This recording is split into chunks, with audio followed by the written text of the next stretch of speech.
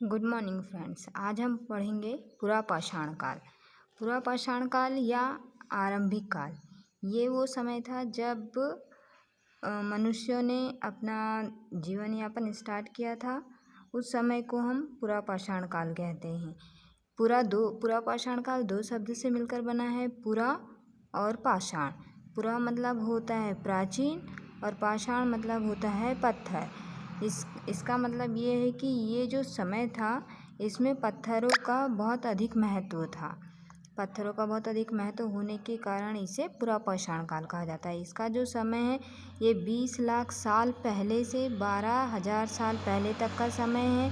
पुरापाषाण काल को 3 भागों में विभाजित किया गया: आरंभिक पुरापाषाण काल, मध्य पुरापाषाण काल, उत्तर या नव पुरापाषाण काल। तो आरंभिक पुरापाषाण काल जो था वो 12,000 साल पहले का जो समय था वो आरंभिक पुरापाषाण काल कहलाता है। मध्य पुरापाषाण काल का समय जो है वो 12,000 साल से 10,000 साल के बीच का जो समय है वो मध्य पुरापाषाण काल कहलाता है। इसमें बहुत सारे पर्यावरणीय बदलाव देखने को मिले हैं जिसे मेसोलिथ कहा जाता है। जो पर्यावरणीय बदलाव मिले हैं उन्हें मेसोलिथ कहा जाता है।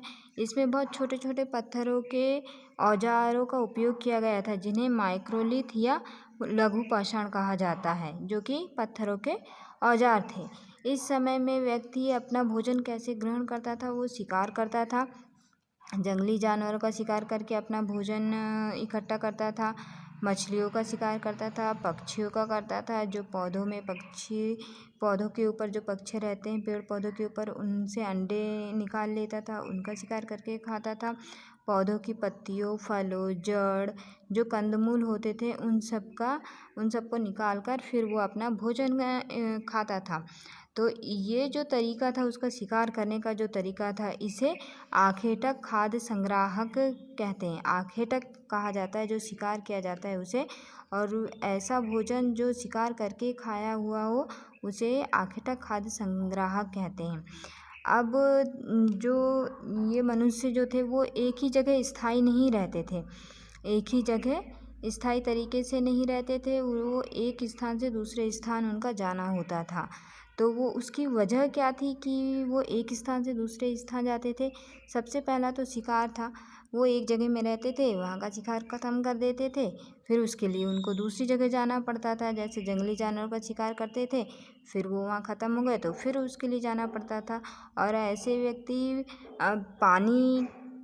पानी का जहाँ सोर्स रहता था उसके पास में रहते थे, तो वहाँ का पानी मौसमी अगर वो पानी है तो मौसम के अनुसार अगर पानी ख़त्म हो गया तो फिर वो फिर पानी की तलाश में फिर जाते थे।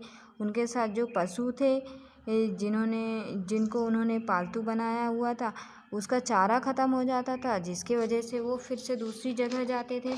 तो एक जगह से दूसरी जगह उनका जाना होता था। फिर आते हैं पुरा स्थल।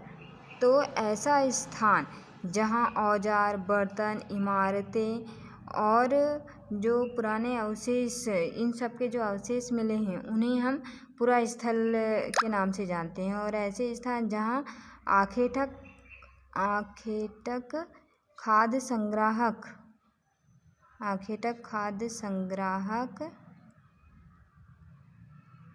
संग्राहक लोगों का निवास हो। ऐसी जगह जहाँ इनका निवास हो उनके अवशेष पाए जाते हैं, उनके साक्ष्य प्राप्त होते हैं हमें। ऐसे स्थान को पुरा स्थल कहा जाता है। अब आते हैं नवपाषाण काल। तो नवपाषाण युग की जो शुरुआत हुई है उसका समय जो है वो है 10,000 साल पहले से है। 10,000 साल पहले का जो समय है, 10,000 साल तक का जो समय है उसे ही हम नवपाषाण काल कहते हैं, जो हम बता चुके हैं। इसमें जो मनुष्य थे उन मनुष्यों ने पौधे उगाना सीख लिया था। इन्होंने पौधों को उगाना सीख लिया था। जानवरों की देखभाल करने लग गए थे, क्योंकि उन्होंने पालतू बना लिया था जानवरों को। तो जानवरों की देखभाल करने लगे थे और जो अपना भोजन था उसे भी इकट्ठा करने लग गए थे। भोजन इकट्ठा करने लग गए थे।